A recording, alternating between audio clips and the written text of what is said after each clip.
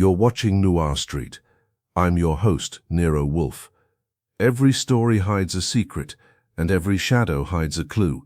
Tell us where in the world you're watching from. Subscribe, tap the like button, and join us as we drift into mystery. Chapter 1. Flowers for a Dead Name. There are certain streets in New York that seem to exist outside the city that surrounds them. They occupy the same map, pay the same taxes, and suffer the same weather. But they belong to another world entirely. Riddle Street was one of those places. The buildings leaned toward one another like old conspirators. Curtains twitched when strangers passed. Shop windows displayed objects nobody needed and everyone suspected. There were fortune-tellers who looked more skeptical than their customers, pawnbrokers who remembered everything, and tenants who preferred the darkness because it concealed the truth as efficiently as it concealed unpaid rent. On a wet Tuesday morning in October, Riddle Street acquired another mystery. A woman named Clara Voss died. By noon, the police had arrived. By 1 o'clock, rumors had arrived. By 2, flowers had arrived. That was what bothered Detective Arthur Bell. Not the death. Not yet. The flowers. The lilies stood outside Clara Voss's apartment door in a polished white arrangement that would have looked appropriate at a respectable funeral. Their scent drifted through the hallway, sweet and heavy, overwhelming. The smell of old wood and cooking grease that usually dominated the building. Several tenants stood nearby, pretending not to stare. Arthur Bell ignored them.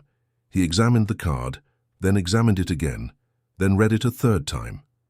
The message contained only 3 words. For Elaine Ward.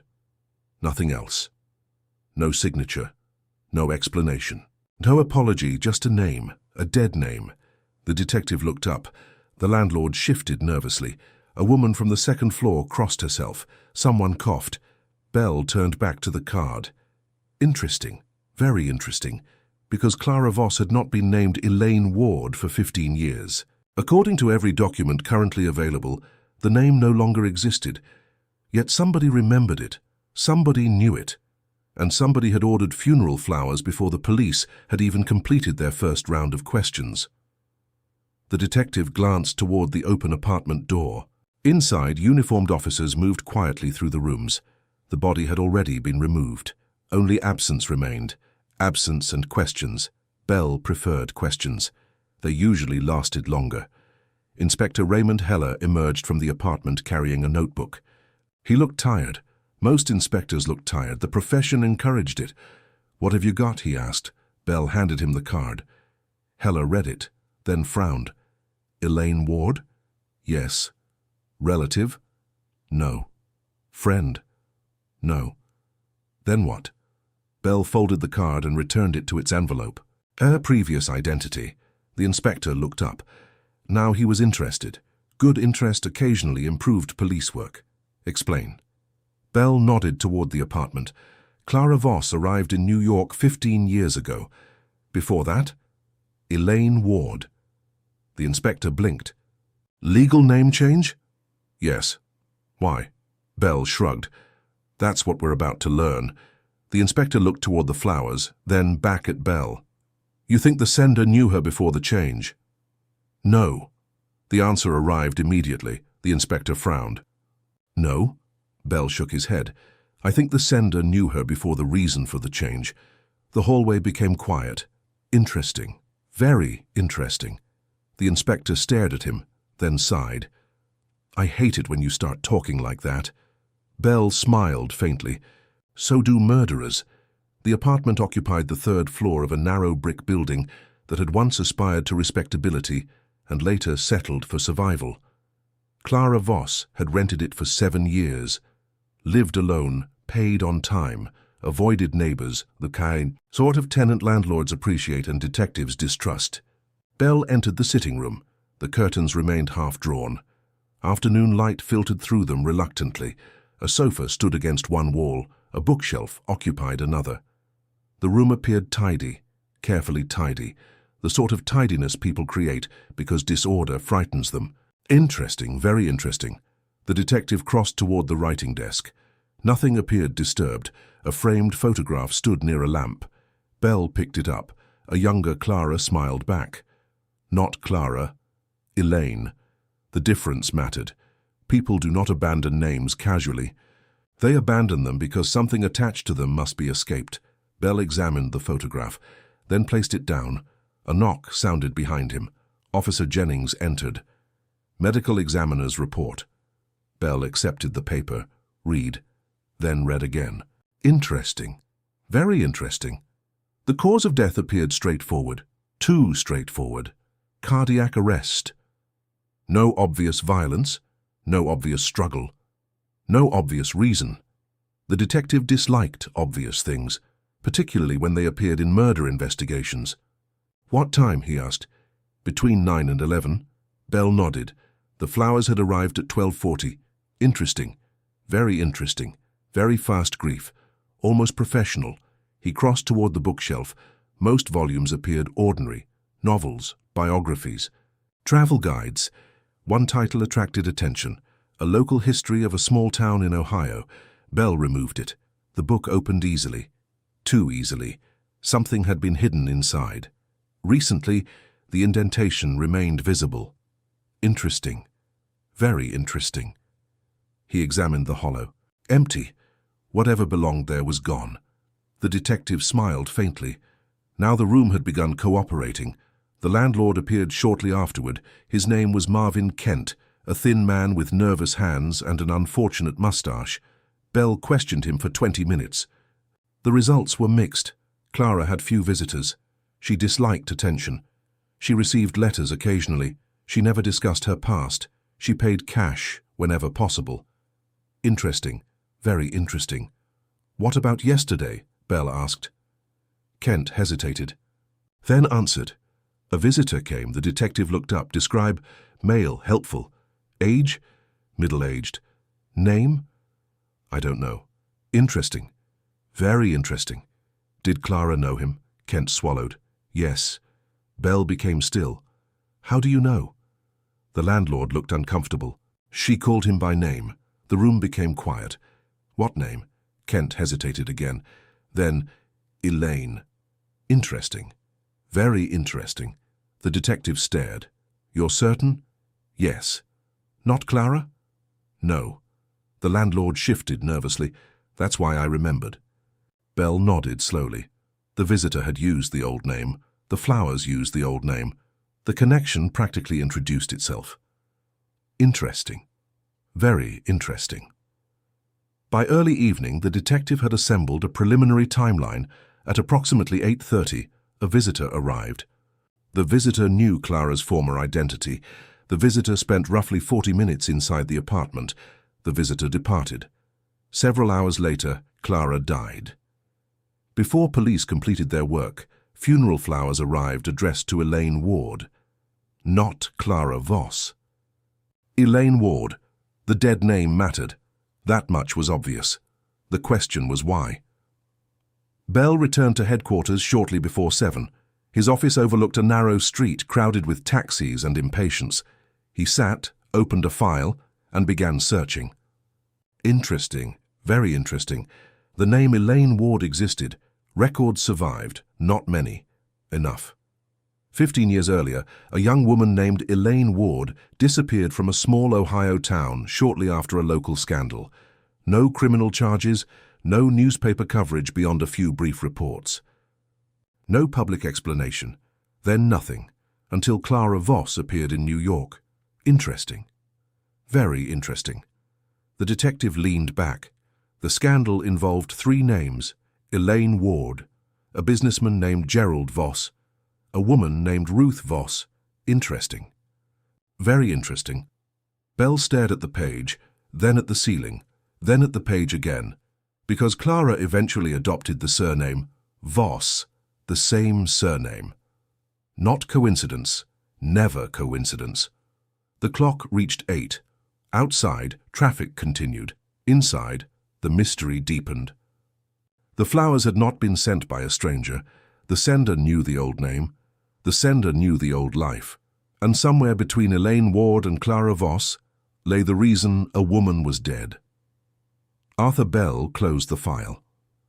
For the first time since seeing the lilies, he felt certain of one thing. The funeral flowers were not an expression of grief.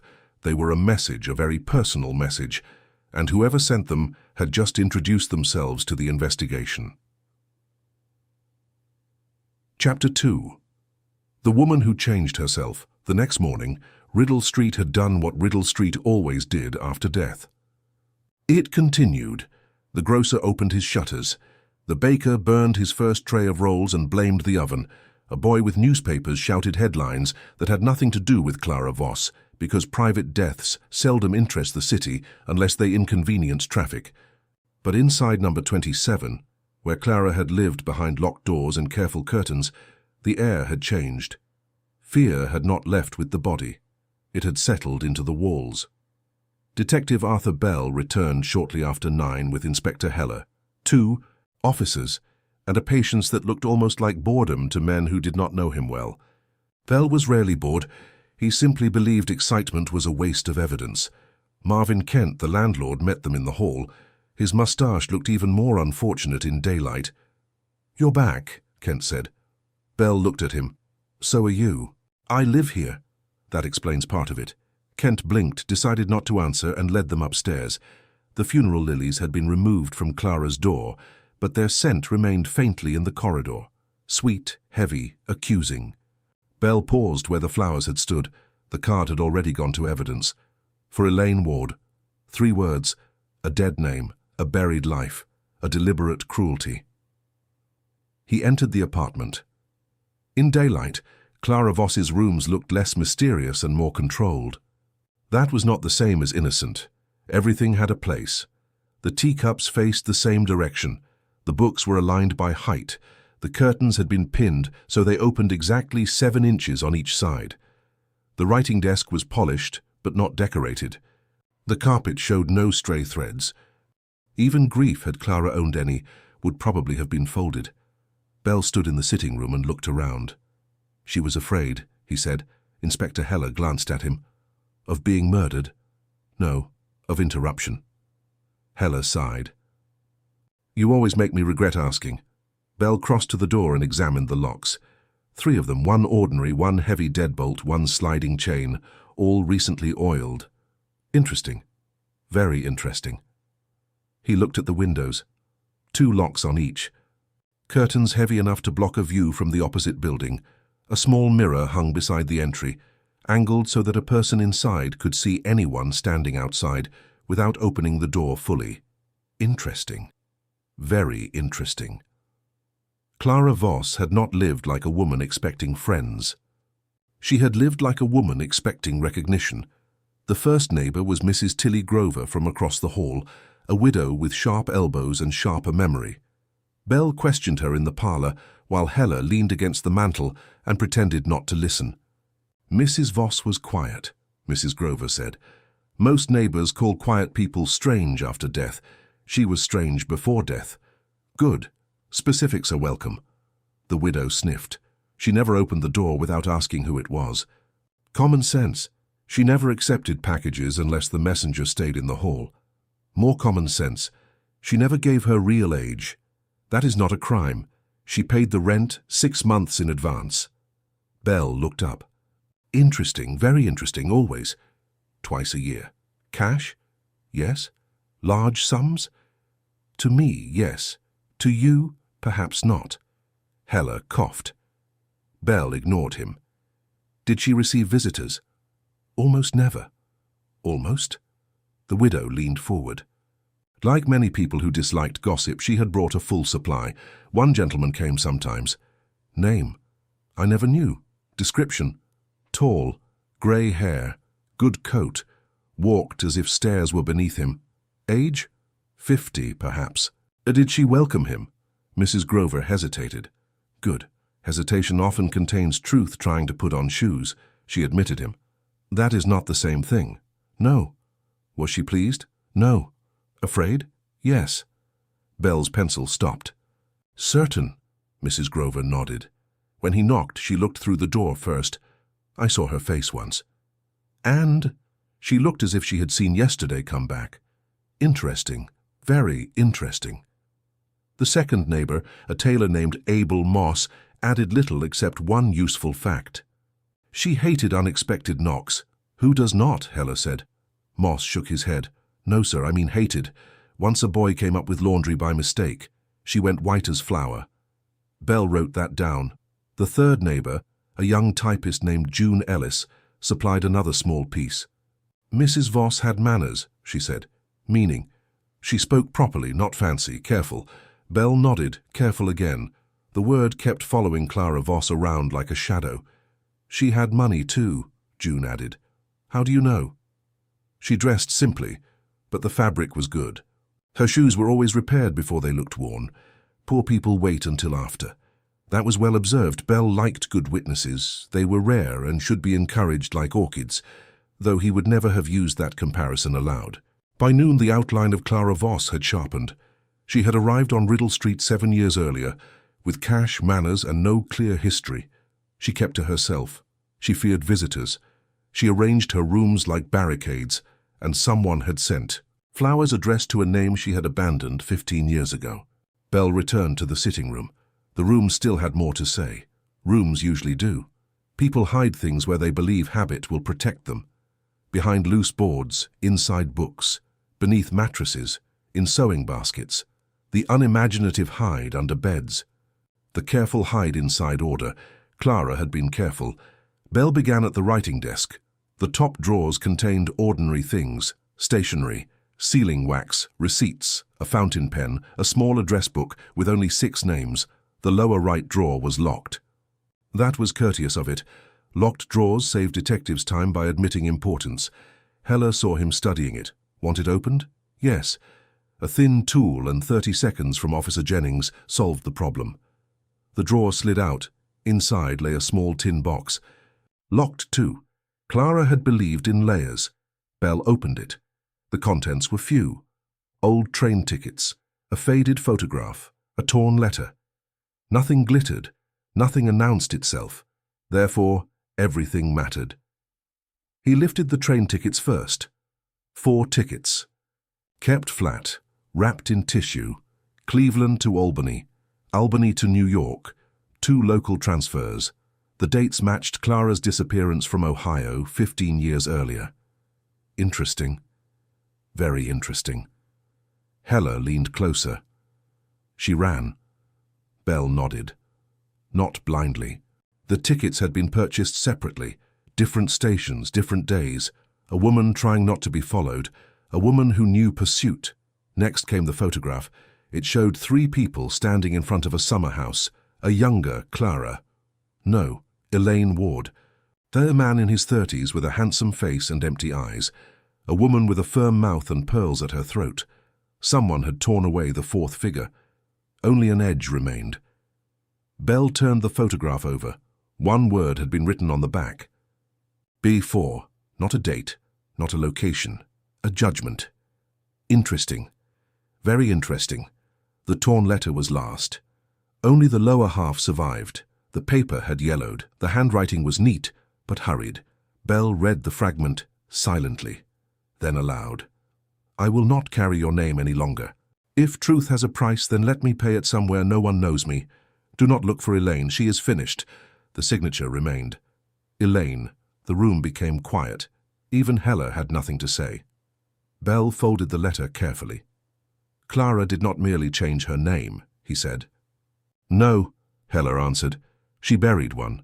The inspector's voice had lost its irritation. That was wise. Some evidence deserves respect. Belle examined the torn edge. The upper half was missing. Not accidentally.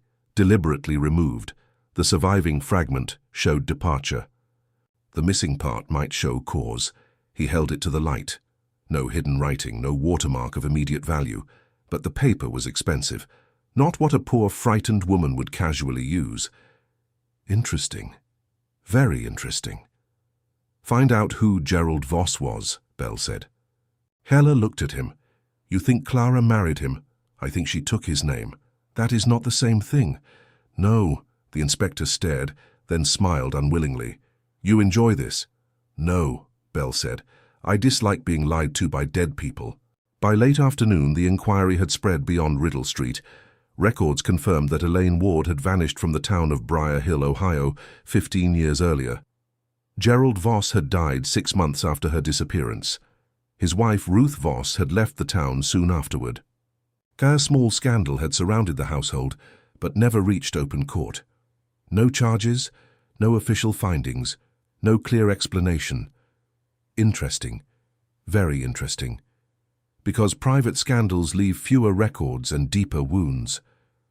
Bell returned once more to Clara's apartment before dusk. He stood in the sitting room with the old photograph in hand. Elaine Ward, Gerald Voss. Ruth Voss, the torn-away fourth figure. Before. The detective looked toward the desk.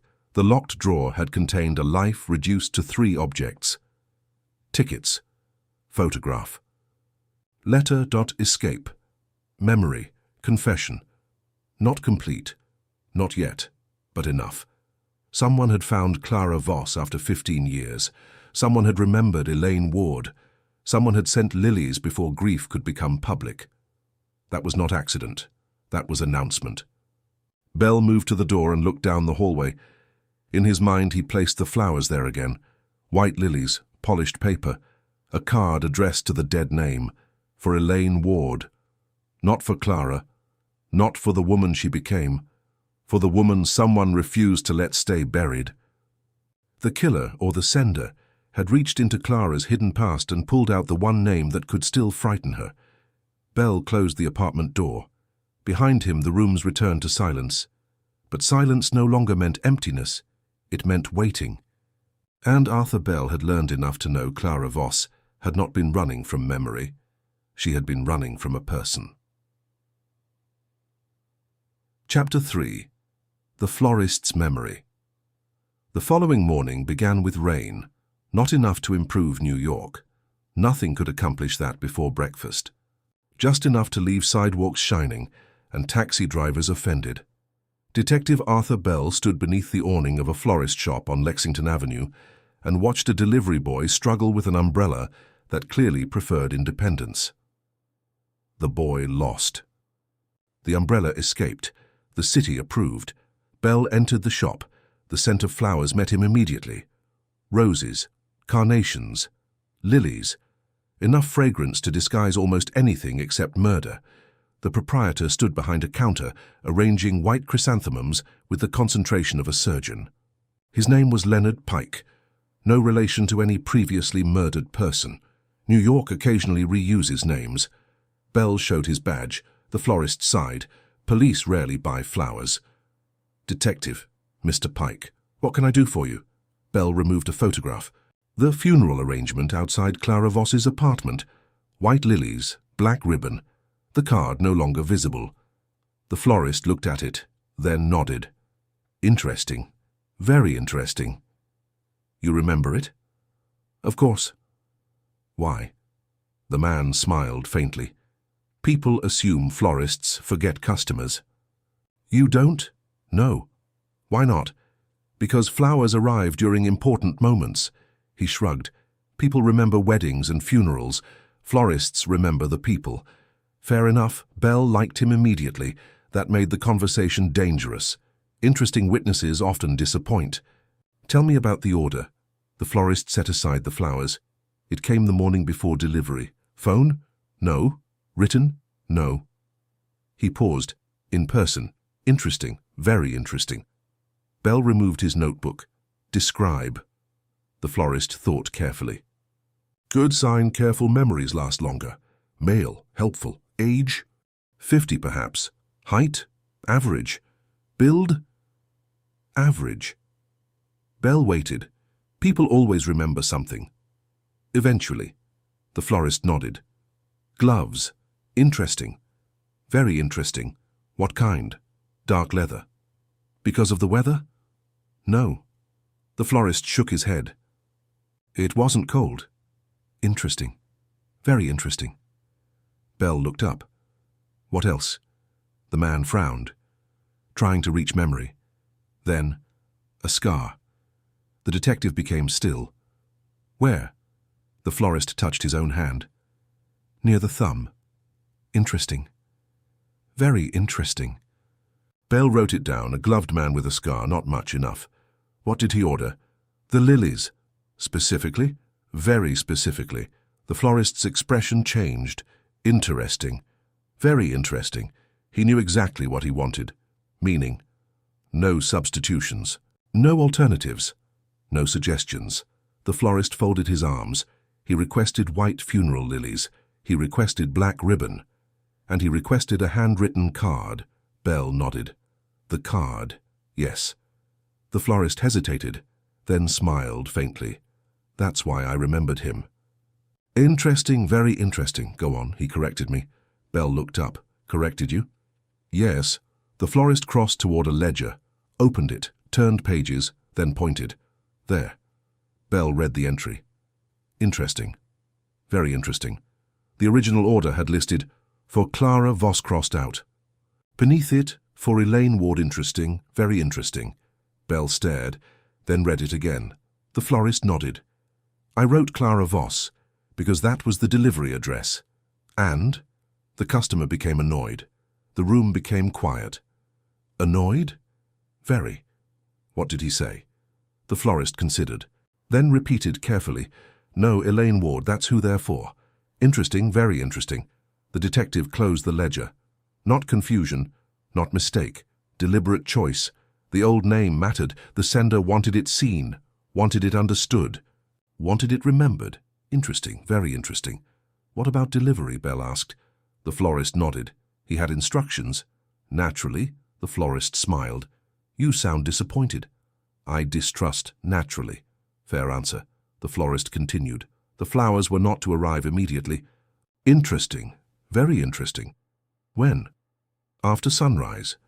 Belle became very still. Exact words? The florist nodded. Not before sunrise, not after noon. After sunrise. The room grew quiet. Interesting. Very interesting.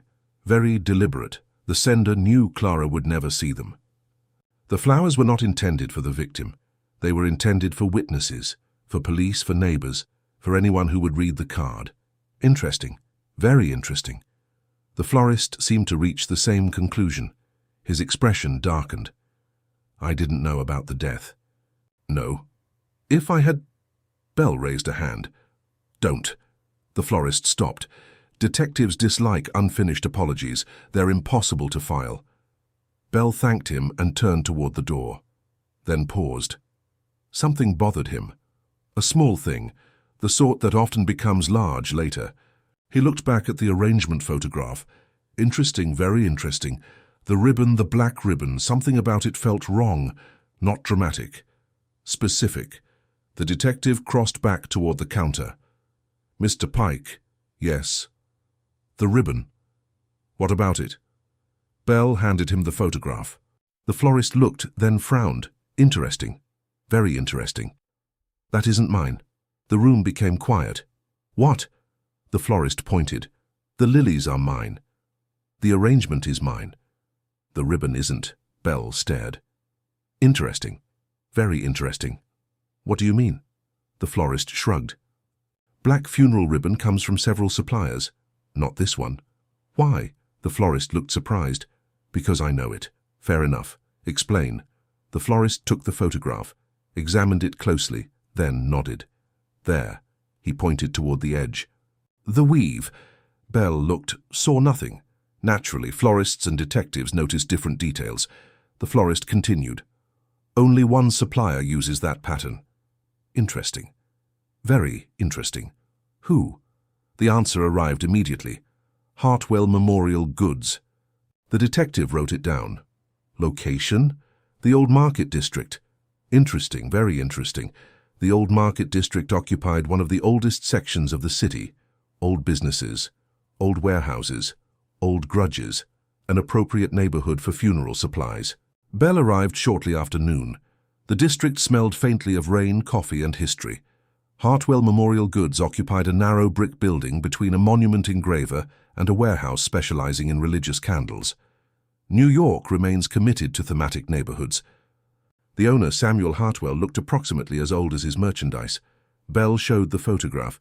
The old man nodded instantly. Interesting. Very interesting. Our ribbon. Certain? Absolutely. Belle sat down. Who purchased it? Hartwell frowned.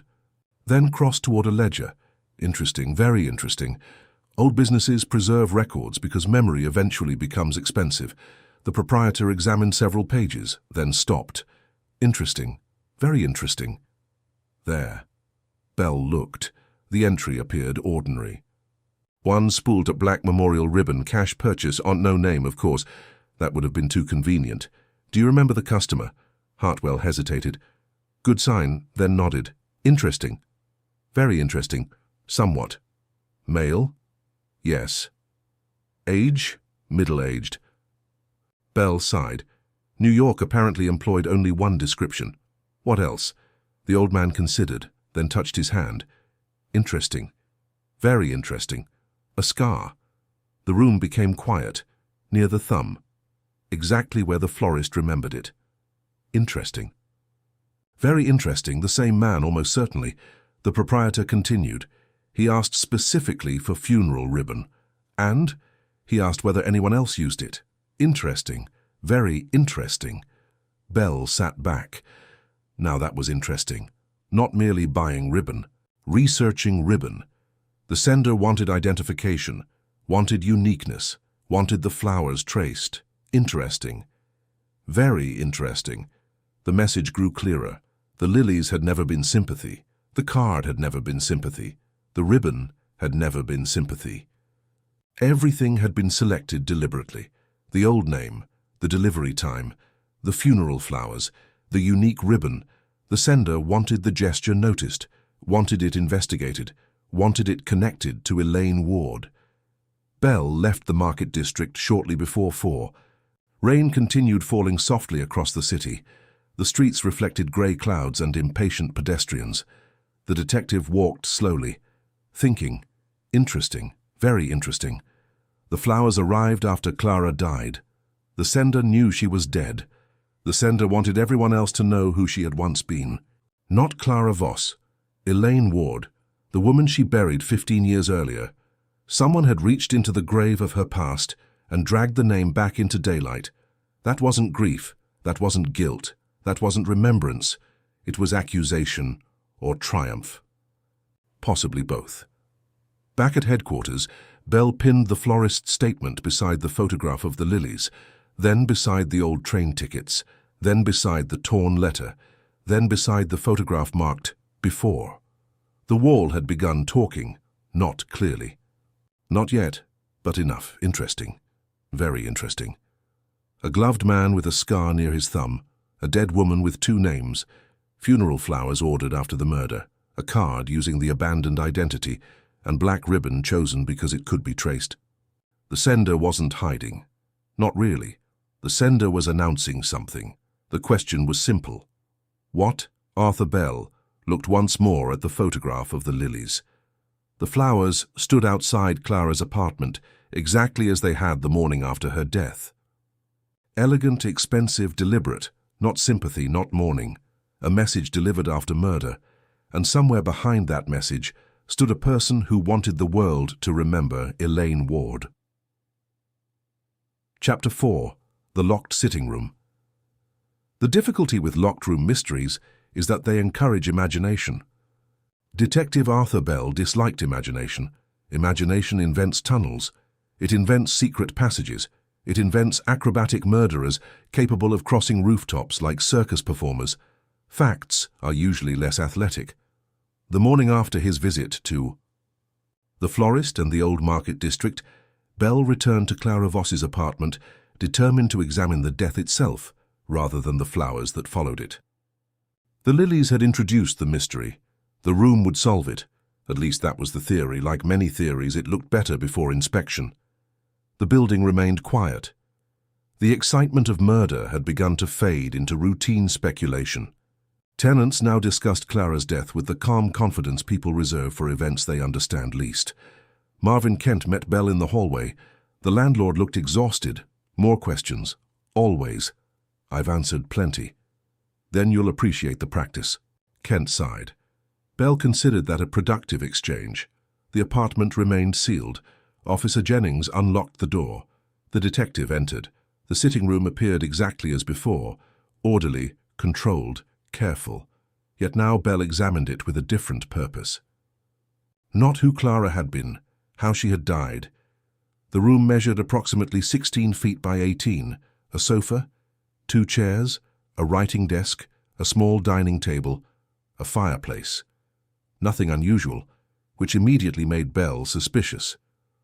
Murder rarely occurs in rooms that cooperate completely.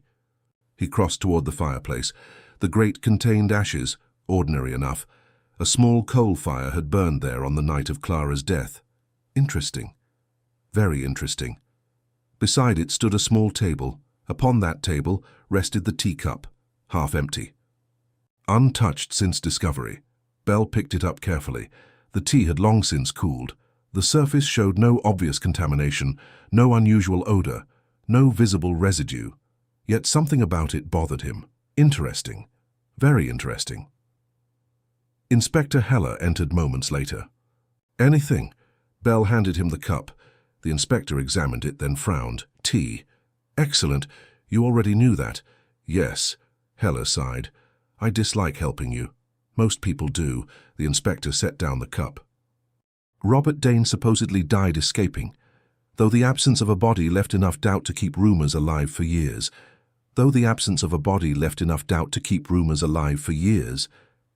Interesting. Very interesting. Supposedly. Bell disliked that word. It usually indicated trouble. What do you mean, supposedly? The old man laughed softly. Half the town believed it. The other half didn't. Interesting. Very interesting. The detective thanked him and ended the call, then sat quietly. Martin Hale. Robert Dane, Elaine Ward, the Blue Lantern. The photograph had stopped being a keepsake. It had become evidence. By 3 o'clock, additional records arrived from Ohio. Bell spread them across his desk. Interesting. Very interesting.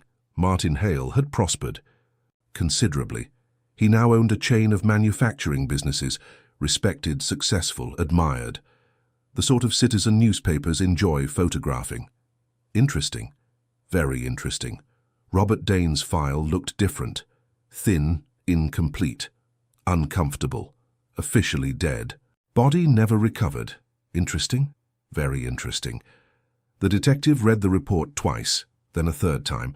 The robbery occurred 14 years earlier. A payroll shipment disappeared. Several witnesses identified Dane. Police pursued. Shots were exchanged.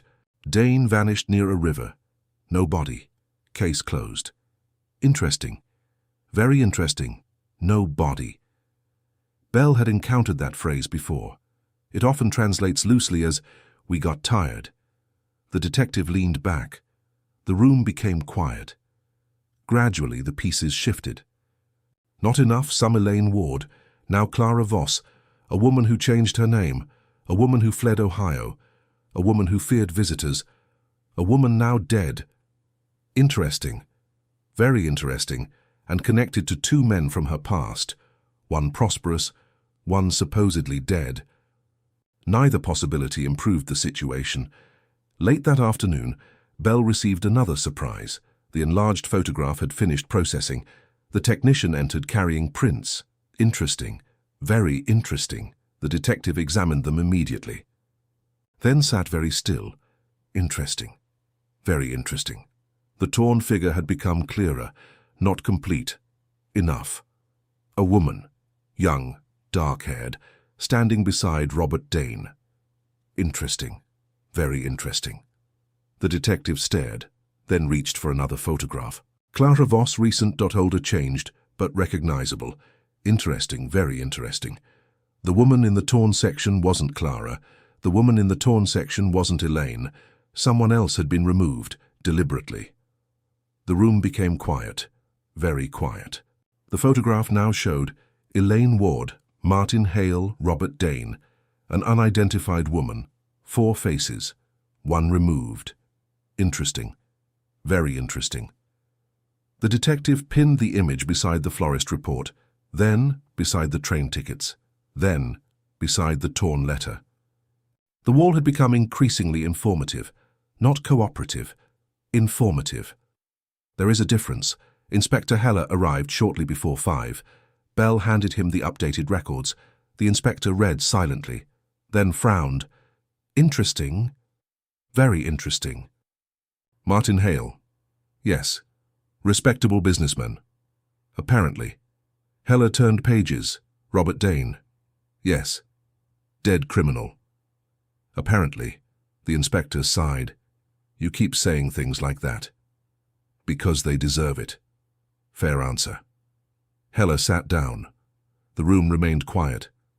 Eventually he spoke. You think Dane survived? Bell looked at the photograph. Interesting, very interesting. I think someone wanted people to believe he didn't. The distinction mattered. The inspector nodded slowly. Reasonable. Then another thought occurred. Interesting, very interesting. What about Clara? The detective folded his hands. What about her? Why change her name? Bell looked toward the photograph. The 4 young faces stared back. Frozen, carefree, dangerous. Because youth always looks harmless in photographs. Reality usually disagrees, the detective answered quietly. Because whatever happened after that picture was taken changed everything. Interesting. Very interesting. Evening settled over the city. Traffic lights reflected against wet pavement. Office workers hurried home. Restaurants filled New York continued its endless performance. Inside headquarters, Arthur Bell remained seated before the wall of evidence. The photograph occupied the center. The blue lantern. 4 faces. 1 dead woman. 1 respectable businessman. 1 supposedly dead criminal. 1 unidentified figure removed from history. Interesting. Very interesting. Then the final realization arrived. Not dramatic, not sudden, simply unavoidable. Clara Voss had not spent 15 years hiding from embarrassment, or scandal, or regret. She had spent 15 years hiding from a crime. The robbery had never truly ended. Someone involved in it remained alive. Someone remembered Elaine Ward. Someone sent flowers to a dead name, and someone had finally come to collect a debt from the past. Arthur Bell looked once more at the photograph. The 4 smiling faces outside the blue lantern appeared innocent enough. Photographs often do. The truth was less generous. Because one of those people was dead, another might not be. And the crime that connected them had apparently waited 15 years for its final victim. Chapter 6. The Man Who Should Be Dead. The trouble with dead men is that they occasionally refuse to cooperate. By Saturday morning, Robert Dane had become one of them. Official records insisted he died 14 years earlier. Arthur Bell no longer believed official records. Not because they lied, because they became tired. A body disappears. Witnesses grow uncertain. Evidence weakens. Paperwork accumulates. Eventually someone writes deceased, and everyone goes home. The dead man receives a file. The living man receives freedom. Bell sat in the records division reviewing the old robbery case for the 3rd time. The report remained unsatisfactory. Witnesses identified Robert Dane. Police pursued him toward the river. Shots were fired. Dane vanished. No body recovered. No confirmed death. Yet somehow the file concluded with certainty. Interesting. Very interesting. The detective closed the folder, then opened it again. Sometimes persistence succeeds where intelligence becomes impatient. This time, it paid. A supplementary report lay buried beneath later paperwork. Short, overlooked, important. Interesting. Very interesting. Bell read it twice, then smiled faintly. The report noted that a search dog lost Dane's scent near a freight yard half a mile from the river. Not at the river, near it. Interesting. Very interesting. Someone had altered the story, or improved it. Neither possibility appealed. By noon, Bell sat across from a retired stagehand named Victor Mears. The old man lived in a narrow apartment above a shuttered theater. Dust occupied most of the space. Memories occupied the rest. Interesting. Very interesting. Mears had once worked at the Blue Lantern, the same theater shown in the faded photograph, the same theater where Elaine Ward, Martin Hale, Robert Dane, and the unidentified woman had once stood together. Bell showed him the photograph. The old man's eyes widened immediately. Interesting, very interesting. I remember them. The detective leaned forward. Good. Memory had arrived again. What can you tell me? Mears took the photograph carefully. His hands trembled slightly. Age, not fear, there they are, he pointed. Elaine, then Martin, then Robert. His finger stopped over the torn section. Interesting, very interesting. The old stagehand frowned. Someone removed her. Yes. Why? That's what I'm trying to learn. The old man stared at the photograph, then sighed. Because she knew. The room became very quiet. Interesting. Very interesting. Belle sat still. What did she know? Mears looked toward the window. The city outside had long since replaced the town in his memory. But not entirely. Everything. Excellent. Completely unhelpful. The detective waited. Eventually, the old man continued. The robbery. There was talk afterward. Lots of talk. Belle nodded. Robert Dane. Yes. The old man folded his hands. People believed Robert planned it. Did he? A pause. Then, probably. Interesting. Very interesting. The stagehand looked down at the photograph, but Elaine knew for certain. The room became still. Belle's pencil stopped. What do you mean? The answer arrived quietly. She testified. Interesting, very interesting. Belle stared. The old man nodded, privately. Not in court. To investigators. The room became silent. There it was. At last. A real reason to disappear. Not scandal, not shame, not embarrassment. Witness protection. Interesting. Very interesting, you're certain? The old man nodded. I heard it from her. When? Before she vanished. The detective remained motionless. The old man continued. She said she was leaving. She said she wasn't safe. A pause. Then, she said Robert. Dane would never forgive her, and that one day he would come looking for what she had taken from him. Interesting, very interesting. Belle sat back slowly. The picture sharpened. Elaine Ward testified. Robert Dane disappeared. Elaine Ward disappeared. 15 years later, Clara Voss died. The sequence felt less accidental by the minute. The detective thanked the old stagehand and returned to headquarters. The afternoon became devoted to Martin Hale. Interesting. Very interesting. Martin Hale occupied a large office overlooking the city.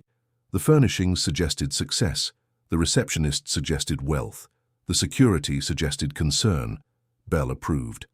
Concern often indicates useful information. Hale received him personally. The businessman appeared exactly as expected. Well-dressed, confident, respectable.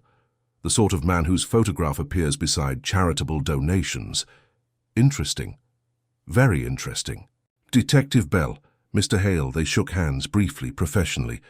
Bell noticed something immediately. Interesting, very interesting, but said nothing. Not yet. The businessman sat behind a polished desk. How can I help? Bell smiled faintly. By telling the truth. Hale laughed politely. Experienced men often do. The detective removed the photograph, placed it on the desk. Interesting. Very interesting.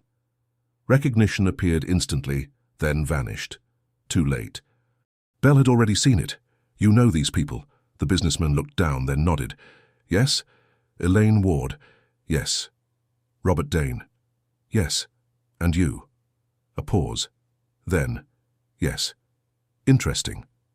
Very interesting. Progress. At last. What was your relationship with Elaine? Hale folded his hands. We were friends. Only friends? Yes.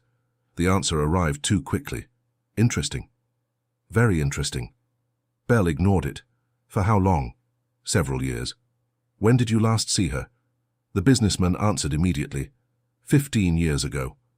Interesting. Very interesting. A perfect answer. Too perfect. Bell leaned back. You never saw her again? No. Never contacted her? No. Never searched for her? No. The businessman remained calm. Very calm. Professionally calm. The sort of calm people rehearse. Interesting, very interesting. Bell changed direction. What about Robert Dane? The reaction proved more useful. Not dramatic. Enough. Hale's eyes narrowed slightly. Interesting. Very interesting. I haven't seen Robert in years. How many? I don't know. 14, perhaps. Interesting, very interesting. The exact number attached itself to the room. 14, the same number associated with Robert Dane's disappearance. Interesting, very interesting. Bell smiled. The businessman didn't. Reasonable. Then the detective stood. The interview appeared finished, not because it was, because Bell had already noticed what mattered. The handshake. The hand. Interesting. Very interesting. As he reached the door, Bell turned casually. One last thing. Hale looked up. Yes? The detective glanced toward the businessman's right hand. Interesting. Very interesting. A scar old, partially hidden near the thumb. The room became very quiet, not visibly dramatic, not necessary. Bell remembered the florist, the funeral supplier, the gloved man, the scar. Interesting. Very interesting. Hale followed his gaze. Only briefly. Enough. Then his hand disappeared beneath the desk. Too late. Bell had already seen it. The detective smiled politely. Thank you for your time. And left. By evening he sat once more in headquarters. The evidence board had become increasingly crowded. Elaine Ward. Now Clara Voss, the Blue Lantern photograph. Robert Dane, not dead. Martin Hale. Prosperous, connected, and possessing a scar near his thumb. Interesting. Very interesting. Bell stood before the board, thinking. The florist remembered the scar. The funeral supplier remembered the scar. Martin Hale possessed the scar. Interesting. Very interesting. Yet something bothered him. A familiar feeling, the sort that arrives before important discoveries. Martin Hale knew Clara. Certainly. Martin Hale lied. Probably Martin Hale could have ordered the flowers, possibly, but none of that explained the murder. Not completely. The detective remained staring at the evidence. Then another thought arrived. Interesting. Very interesting. The flowers had arrived after Clara died. The sender wanted attention, wanted recognition, wanted Elaine Ward remembered. That wasn't concealment, it was declaration. And declarations rarely come from careful businessmen. They come from emotional people, vengeful people, people who have waited 15 years. Arthur Bell looked once more at Robert Dane's photograph, the man who should be dead, the man Elaine testified against, the man whose body never appeared, the man who had every reason to hate the woman who became Clara Voss. Outside, darkness settled over the city. Inside, the investigation had finally crossed an important line. Robert Dane had not died, Elaine Ward had not simply disappeared, and Martin Hale's scar had just connected the past to the present. The only question remaining was whether the scar belonged to a murderer, or merely to a man who knew one. Chapter 7. The Card That Accused. There are times when a murder investigation advances because of a brilliant deduction. There are other times when it advances because somebody presses too hard with a pen. Detective Arthur Bell had learned to appreciate both. The morning after his meeting with Martin Hale began quietly enough. Rain had finally abandoned the city, leaving behind washed streets and citizens determined to complain about something else. Bell sat alone in his office. On the desk before him rested a single piece of evidence. The floral card, small cream-colored, elegant, deadly. 3 words. For Elaine Ward. That was all. 3 words had already exposed 15 years of secrets. Bell suspected they had not finished. Interesting. Very interesting. The detective examined the card beneath a magnifying lens. Not for the first time, not even for the 10th. Evidence rewards persistence. Occasionally. The neat block lettering appeared deliberate, careful, controlled. The sort of handwriting used by people who do not wish to be identified. Unfortunately for them, handwriting is vain. It always leaves something behind. Interesting. Very interesting. Bell leaned closer. The ink revealed tiny irregularities, most insignificant. One was not. The letter A. Then the W. Then the R. Interesting. Very interesting. The writer had crossed certain letters twice. Not heavily, not enough for ordinary observation. Enough. The detective sat back. Interesting. Very interesting. The habit seemed familiar. He disliked familiarity until he understood it. By noon, Martin Hale's business records occupied the desk beside the floral card. The businessman had provided them reluctantly through his attorney. Reluctance rarely improves cooperation. Bell spread several pages beneath the lamp. Contracts, memoranda, internal notes. Nothing exciting. At first, then he noticed it. Interesting. Very interesting. The same crossed letters. The same pressure. The same unnecessary second stroke. Tiny. Consistent. Repeated. Interesting. Very interesting. Bell compared them side by side. The floral card. The business notes. The pattern matched, not proof. Direction. Good direction. Inspector Heller entered carrying coffee. The detective handed him both documents. The inspector examined them, then frowned. Interesting. Very interesting. I don't see it. Look again. Heller did, then again. Then once more. Finally, interesting. Very. The inspector pointed toward the card. You think Hale wrote it? Bell nodded slowly. Probably. The room became quiet. Interesting. Very interesting. Martin Hale knew Clara. Martin Hale lied about their history. Martin Hale possessed a scar matching witness descriptions. And now Martin Hale appeared connected to the flowers. The evidence looked increasingly persuasive. Too persuasive. Bell disliked that. The inspector noticed. Something's wrong.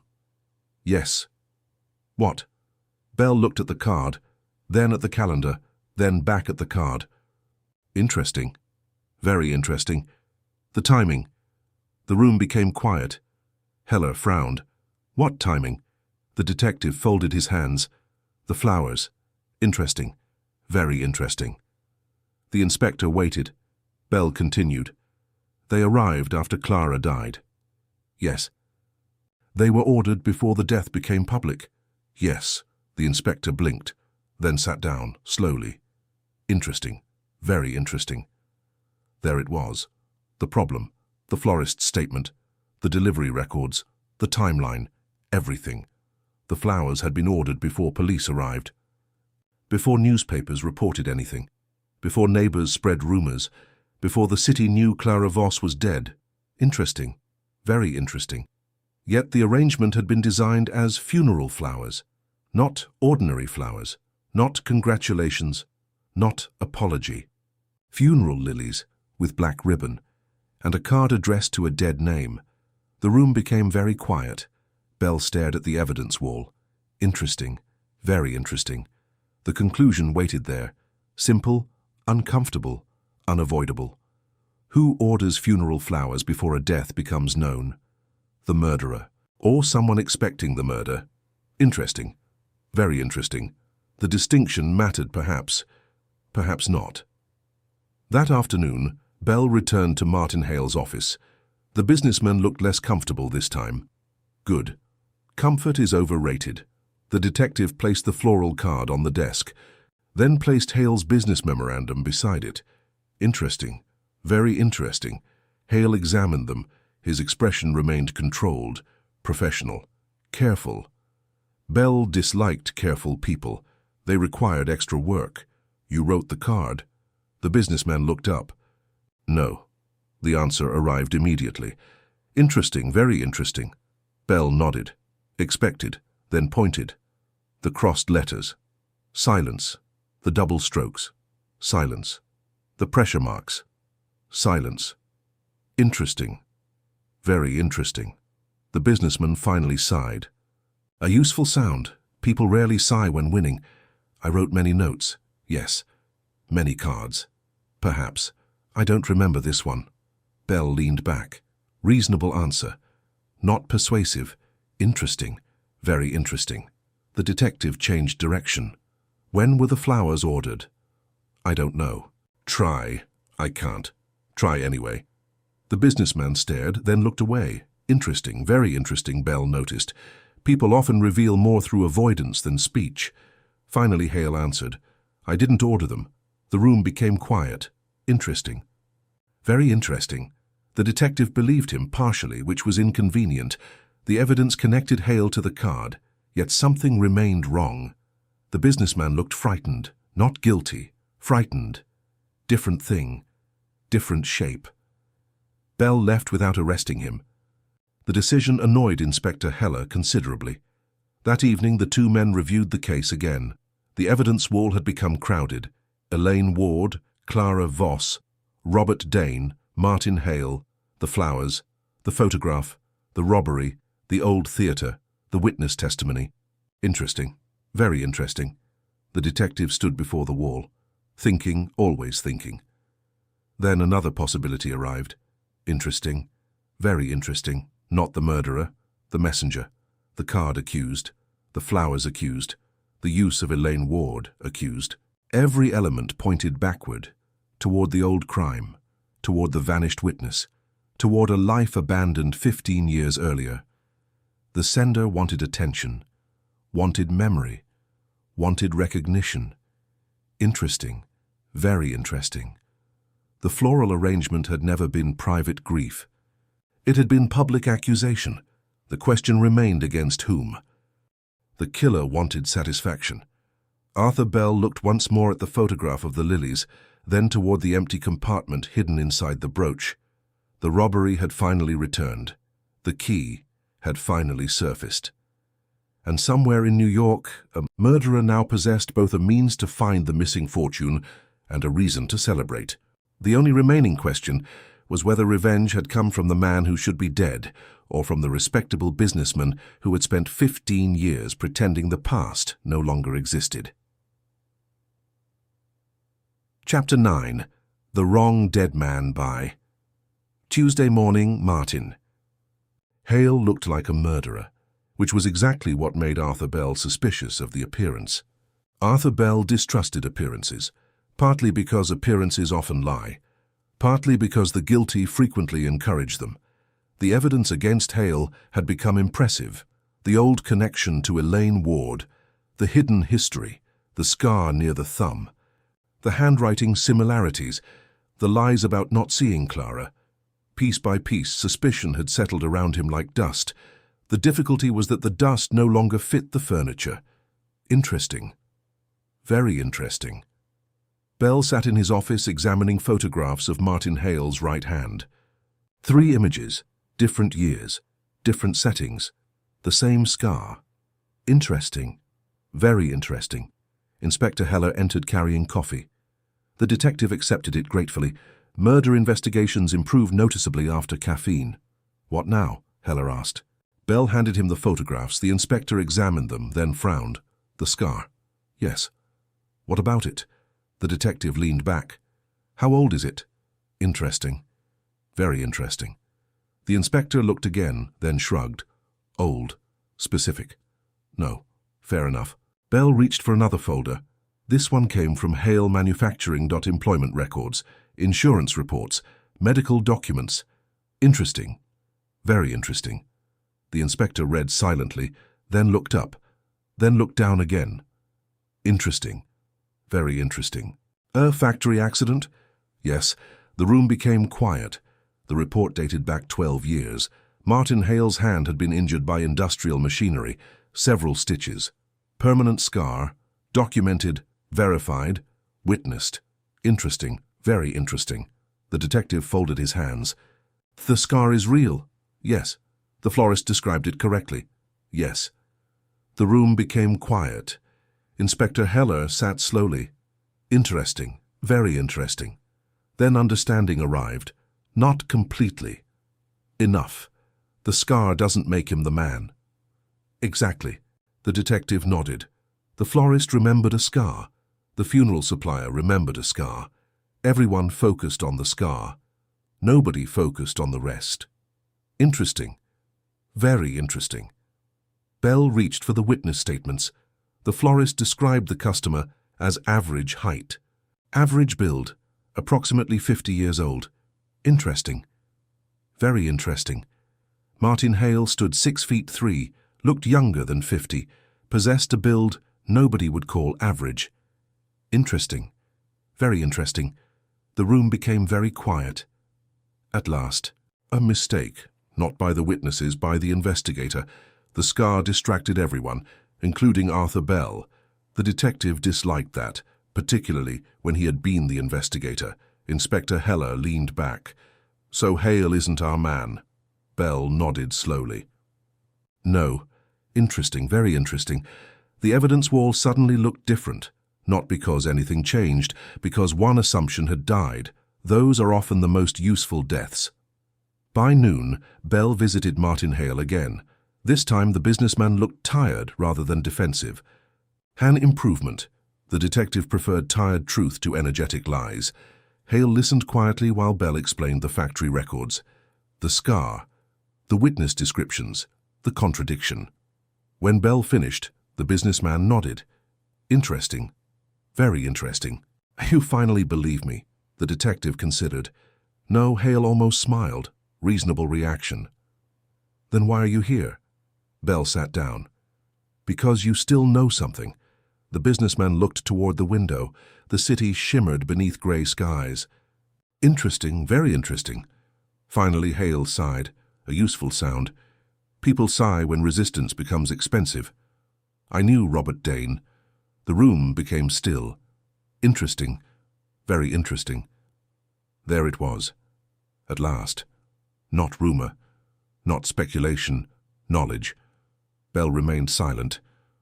The businessman continued. "We were friends once. At the Blue Lantern." "Yes." A pause. "Before everything happened. Interesting." "Very interesting." The detective folded his hands. "Did he die?" The question hung in the room. Simple, direct, dangerous. Martin Hale answered immediately. "No." The room became very quiet. "Interesting, very interesting." Not surprise. Confirmation. Bell had already begun suspecting it. Still, hearing it mattered. "When did you last see him?" The businessman hesitated. "Interesting. Very interesting." "Then 3 years ago." The room froze. 3 years, not 14, not dead. 3 interesting. Very interesting. Bell sat very still. "Where?" "Chicago." The businessman looked tired suddenly. Older. Less successful. More honest. He used another name. "Interesting, very interesting. What name?" "I don't know." "Helpful not." The businessman continued. "He approached me." "Why?" "He needed money." A pause. Again. "Interesting. Very interesting." Bell listened carefully. "Robert Dane survived the robbery. Survived the investigation. Survived 15 years and apparently survived honesty.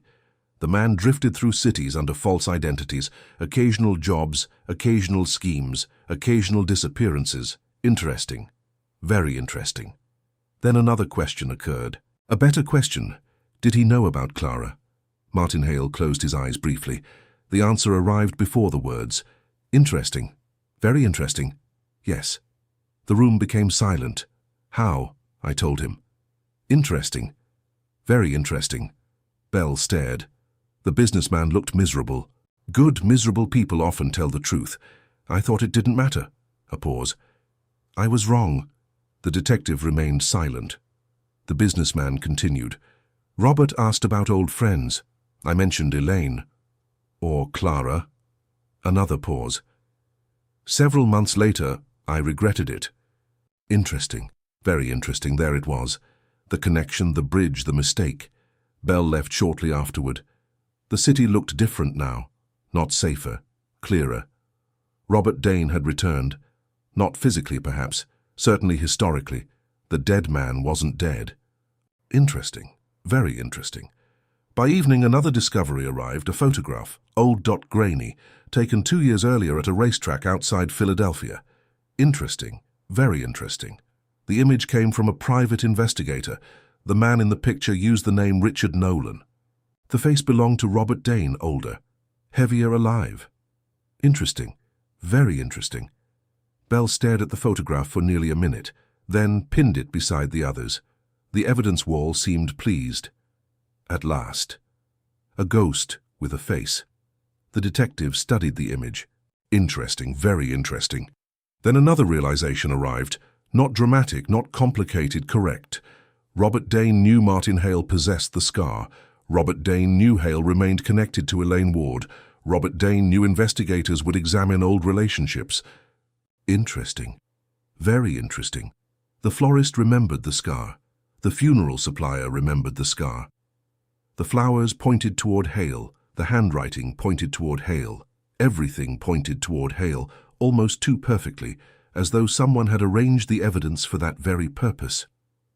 Too neatly, too perfectly. Interesting, very interesting.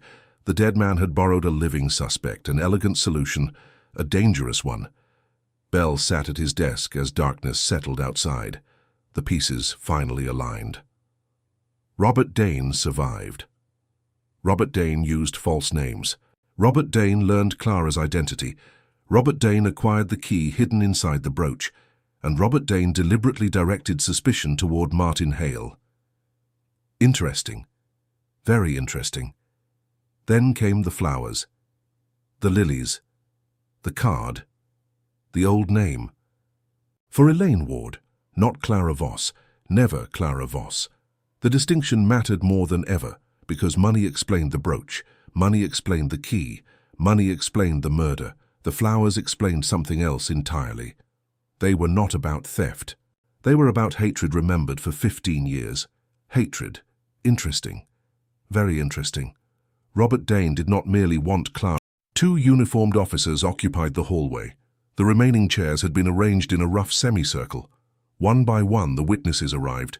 Martin Hale, the florist, Leonard Pike, Marvin Kent, the landlord, Mrs. Grover from across the hall, the servant who discovered the body. Several others whose testimony had helped shape the investigation. Interesting, very interesting. Everyone looked uncomfortable. Bell approved. Comfort rarely survives the truth. The room settled into silence. Outside, traffic moved along wet pavement. Inside, nobody spoke. Finally, Inspector Heller looked at Bell. Well, the detective nodded. The case began with flowers. Interesting, very interesting. Several people glanced toward one another. Bell continued. It appeared to begin with a dead woman. A locked room. A hidden past. A pause. In reality, it began 15 years ago. The room became quiet. Very quiet.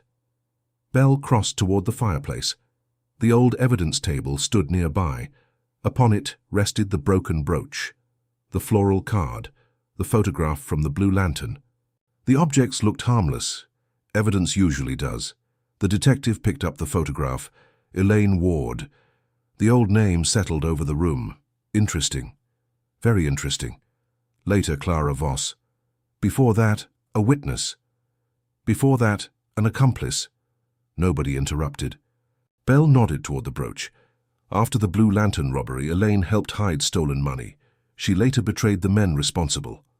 A pause, and she kept insurance. Interesting. Very interesting. He lifted the broken brooch. The key. The room remained silent. Bell continued. Hidden here. Carried for 15 years. Protected for 15 years. Feared for 15 years. The detective placed the brooch back on the table, then turned toward the window. Interesting. Very interesting. Now we come to the murder. The room became still at last. The important part. Bell touched the latch. The room appeared locked. Correct. The servant nodded immediately. Yes, sir. The bolt was engaged. Yes. The door could not be opened. Yes. The detective smiled faintly. Which was exactly what the murderer wanted. Interesting, very interesting. Bell pointed toward the scratch near the latch, still visible, still important. The killer did not force entry. He didn't need to. The detective looked around the room. Clara knew him. The room remained silent. Bell nodded. She opened the window. A pause. To a familiar voice. Interesting. Very interesting. The servant frowned. Through the window? Yes. Bell crossed toward it. The visitor spoke. Clara recognized him. She unlatched the window. She allowed him inside. The detective touched the sill.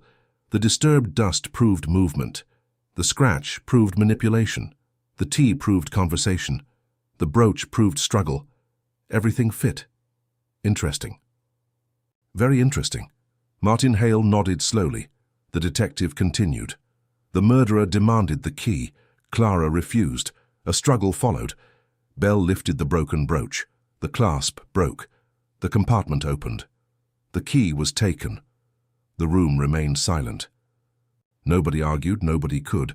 The evidence had become too comfortable together. Interesting, very interesting. Bell set the brooch down, then walked toward the door. The final problem involved the bolt. The servant looked confused. Reasonable. Most people prefer impossible mysteries. Reality tends to disappoint them.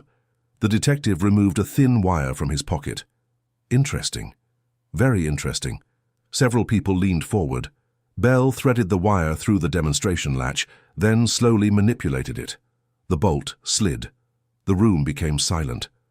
Very silent. Interesting, very interesting. The servant stared. Inspector Heller smiled. Martin Hale swore softly. Bell nodded. The murderer left through the window. He closed it. He used wire.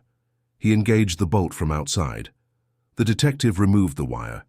The locked room never existed. A pause. Only the illusion. Interesting. Very interesting. The room remained quiet.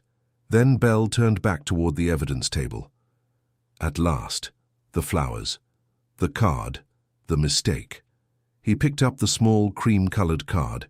For Elaine Ward, the name Robert Dane would have remembered long after Clara Voss ceased to exist. 3 words, the entire case hidden inside them. Interesting. Very interesting. The flowers solved the murder. Nobody spoke. The detective nodded. Not the key, not the brooch, not the robbery. The flowers. A pause. The wrong name. The room became very still. Bell continued. Clara Voss disappeared 15 years ago. Elaine Ward disappeared with her. Neighbors knew Clara. Friends knew Clara. Employers knew Clara. The detective lifted the card. Only one kind of person still cared about Elaine Ward. Interesting. Very interesting. Nobody moved. Nobody breathed loudly. The room waited. Bell looked directly at Martin Hale, then past him, toward the doorway. Interesting, very interesting. Because another figure stood there, Inspector Heller noticed first, then everyone else. The man looked ordinary, middle-aged, average height, average build, exactly as the florist described. Interesting. Very interesting. The officers stepped forward immediately. The visitor froze. Too late. Bell nodded slowly. At last. Robert Dane. Older. Heavier. Alive. The room became utterly silent. Interesting. Very interesting. The man looked around, searching, calculating. Failing, the detective folded his hands. You should have stayed dead. Robert Dane laughed once without humor. Fair enough, Bell continued. The scar misled us. Martin Hale had one. That helped. The detective nodded toward the florist. The witnesses remembered the scar. But not the man. A pause. You counted on that. Interesting, very interesting. Robert Dane said nothing. The silence helped nobody, least of all him. Bell continued. You learned Clara's identity. You came for the key. You entered through the window. You killed her. You took the key. The detective held up the floral card. And then you celebrated. The room remained silent. Bell's voice softened, almost. The flowers weren't necessary. No. The card wasn't necessary. No. The name wasn't necessary. A pause, but revenge rarely settles for necessity. Interesting, very interesting. Robert Dane stared at the card. The expression on his face finally changed. Not fear, not anger, recognition, the dangerous kind. Bell nodded. That's where you failed. The room remained very quiet. You didn't send flowers to Clara Voss. You sent flowers to Elaine Ward. The detective lowered the card. The witness. The betrayer. The woman you blamed. A pause. The woman you never stopped hunting. Interesting. Very interesting. Robert Dane closed his eyes briefly, then opened them. No denial came, none was needed. The officers stepped forward. This time he did not resist. Perhaps because resistance requires hope. Perhaps because 15 years had finally ended. The handcuffs clicked softly. The sound seemed surprisingly small after everything. The officers led him away. Nobody spoke. Not immediately. The room felt different, lighter. Not happy. Finished. Interesting. Very interesting. Martin Hale sat heavily in his chair. The florist looked relieved. The servant crossed herself. Inspector Heller walked toward the window, then laughed quietly. Bell looked at him. What? The inspector shook his head. One wrong name. The detective nodded. Exactly. One wrong name.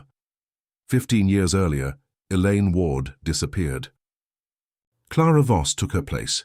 She built a new life, protected herself, buried the past and nearly succeeded. But murderers often make the mistake of believing revenge is more important than caution. Robert Dane wanted the key. That explained the crime. He wanted Elaine Ward to die. That explained the flowers.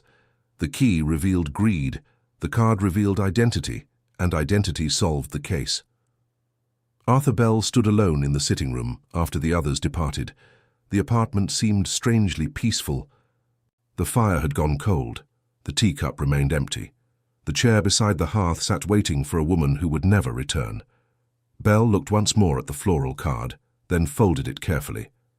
Clara Voss had buried Elaine Ward 15 years earlier. Almost successfully, but the wrong name on a funeral card dragged the old identity back into daylight, and in doing so, it brought the murderer with it. Hope you find to like the video. Kindly like, subscribe our channel for more such an interesting stories. Thank you for watching our channel. Kindly subscribe again. Now stay.